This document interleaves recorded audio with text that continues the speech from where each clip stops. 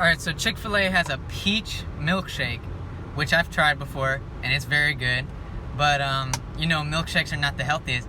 So today I'm going to show you how to make a protein peach milkshake that you can do at home.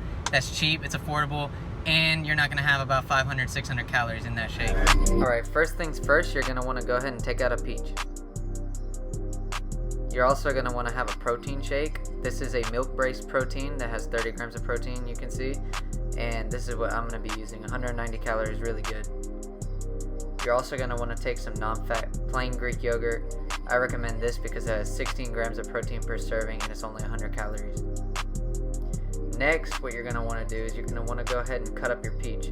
Make sure to get the pit out and everything because you definitely don't want to be drinking a milkshake that has pit in it.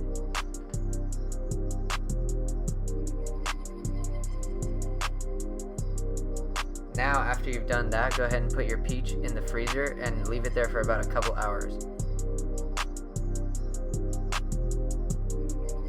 Once you've done all that, it's time to get going. I'm using a smoothie, like a blender, because I don't have a milkshake maker.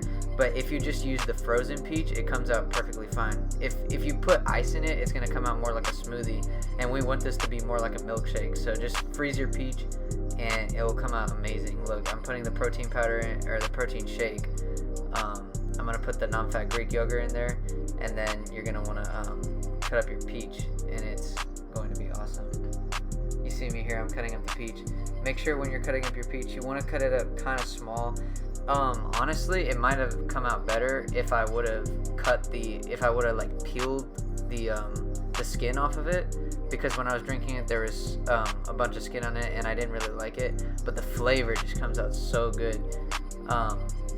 But it all depends on what you like. If you like real peaches in there and like the texture of a real peach, then you're gonna love it. But this is what it came out like.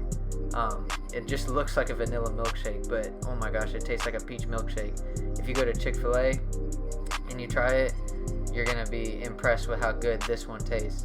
And it's so good for you. And it came out really good. Yeah, you can see me here.